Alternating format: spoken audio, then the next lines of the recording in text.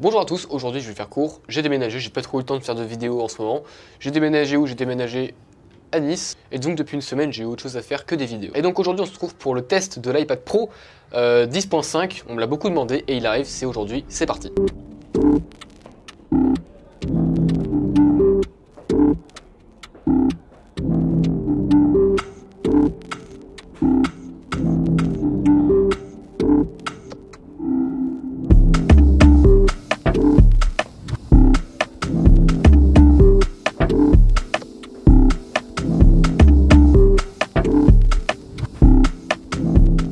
Alors tout d'abord, cet iPad, je l'ai acheté avec quoi et où? Je l'ai acheté aux États-Unis, donc beaucoup moins cher qu'en France.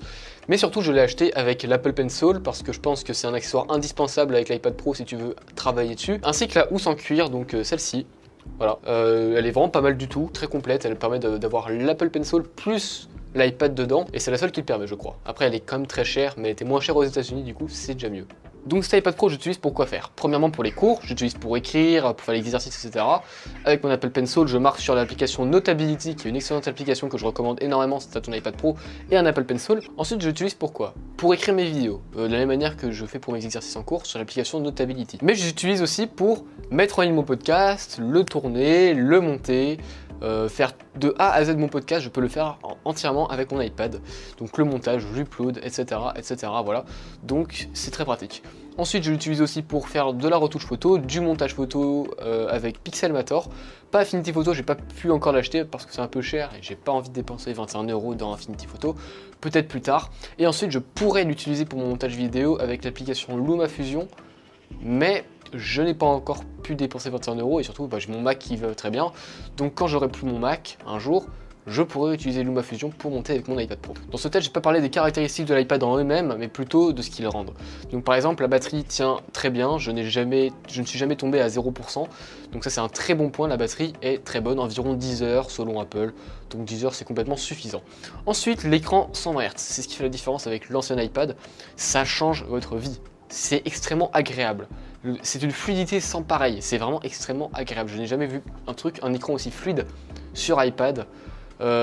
Les anciens, en fait, t'as l'impression que c'est des vieux trucs qui datent de 2003 limite. C'est vraiment impressionnant à quel point la fluidité, ça change tout. Même pour quand tu écris avec ton Apple Pencil, t'as l'impression que c'est une vraie page. Enfin, c'est impressionnant, cette technologie d'écran 120 Hz. C'est une fluidité sans pareil, vraiment, c'est extrêmement agréable, je ne pourrais plus m'en passer sur mon iPad.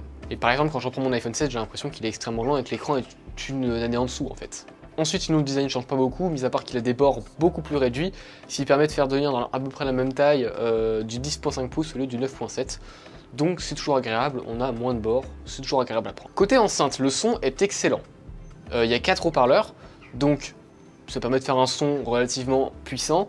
Et ce qui est cool, c'est que du coup, tu vois, quand t'as pas d'enceinte chez toi, tu peux toujours utiliser, bon après ça coûte un peu cher un iPad pour une enceinte, mais tu peux utiliser ton iPad pour en faire une enceinte. Et c'est vraiment très bon parce que le son est vraiment d'une très bonne qualité. Donc je veux dire, aucun reproche là-dessus, le son est très puissant, net, clair, etc. C'est parfait. Par rapport à l'appareil photo, il a été amélioré, c'est devenu le même que sur iPhone 7. Et ça fait du bien parce que les anciens appareils photo d'iPad, c'était nul. Je veux dire, l'iPhone était beaucoup plus en avance et là ils ont enfin rééquilibré les choses et ils ont fait un truc, un iPad qui est pareil qu'un iPhone au niveau de l'appareil photo. Donc c'est très agréable parce que ça vous permet de prendre des photos de bonne qualité. Après, moi est-ce que j'utilise de l'appareil photo de l'iPad? Pas trop, parce que j'ai déjà un iPhone. Mais si tu as un téléphone un peu nul et que à côté tu as un iPad qui est de l'iPad Pro 10.5 du coup, là ça pourrait te servir parce que vraiment tu as un appareil photo d'une très bonne qualité. Donc niveau appareil photo c'est le top. Après t'as pas le flou, t'as pas le mode portrait qu'il y a sur iPhone 7 Plus, parce qu'il n'a qu'un objectif et non deux comme par rapport à l'iPhone 7 Plus. Niveau puissance c'est le top, comme je vous l'ai dit tout à l'heure, vraiment je peux tout faire dessus. Vous pouvez faire du rendu 3D, du montage vidéo, du montage audio, de la prise photo, de la retouche photo. Vous pouvez tout faire, c'est vraiment très complet. Il est aussi puissant qu'un MacBook, voire plus. Je sais pas trop là-dessus, mais vraiment niveau puissance, vous n'aurez aucun problème, c'est complètement sûr. Même le montage 4K avec iMovie et LumaFusion sans doute, ça pose aucun problème. L'iPad gère ça à merveille. À mon utilisation, je trouve qu'il ne chauffe pas beaucoup, je n'ai jamais eu de chauffe excessive, juste de temps en temps, au bout d'un moment, quand il est dans un environnement chaud, posé sur mes genoux par exemple, et que je fais des tâches un peu importantes, il chauffe un tout petit peu. Je veux dire, c'est moins élevé que sur un iPhone ou en général même, enfin ça ne chauffe pas beaucoup. Voilà. Ensuite, pour parler un peu rapidement de l'Apple Pencil, premièrement, il est d'une très bonne qualité, 110 € c'est cher, mais c'est compensé par vraiment cette qualité extrême, c'est-à-dire que vous avez comme un stylo. Vous avez le même poids, j'ai l'impression, dans tout le stylo, déjà c'est bizarre ça. Ensuite pour 15 secondes de charge, vous avez 30 minutes d'autonomie, donc ça c'est pas mal. Niveau précision, c'est excellent, c'est le meilleur. Vous avez même, plus vous appuyez fort, plus votre trait sera appuyé. Vous vous inclinez, le trait sera incliné, c'est comme un vrai stylo. Aucun stylet ne fait mieux que l'Apple Pencil. Et il est d'une qualité sans pareil, vraiment, la qualité de ce stylet est vraiment excellente. Et en plus, si vous perdez votre capuchon ou votre mine, vous pourrez toujours en racheter. C'est pas trop cher, j'ai regardé un lot de 3 capuchons sur Amazon, c'est 10 €. Ça passe, je veux dire. Donc au pire, c'est pas un problème. Et ensuite, la coque. Donc moi, j'ai pas pris la coque clavier parce que premièrement, j'ai acheté aux États-Unis, il y avait que du QWERTY. Donc je n'écris pas en QWERTY, du coup je n'ai pas voulu. Et en plus, je préférais avoir un truc puisse héberger mon Apple Pencil, et la coque clavier ne le permet pas. Du coup, je préférais prendre la housse, celle qui vaut 150 € en Europe, je crois. Mais d'un côté, bon, c'est du cuir, c'est de la très bonne qualité, je veux dire, vous pouvez héberger votre iPad et votre Apple Pencil. Du coup, ça, c'est parfait. C'est en microfibre dans l'étui de l'Apple Pencil et dans l'étui de l'iPad. Du coup, niveau protection, niveau qualité, niveau propreté à l'intérieur, je veux dire, votre iPad sera pleinement protégé. Et en même temps, heureusement, pour le prix. Voilà.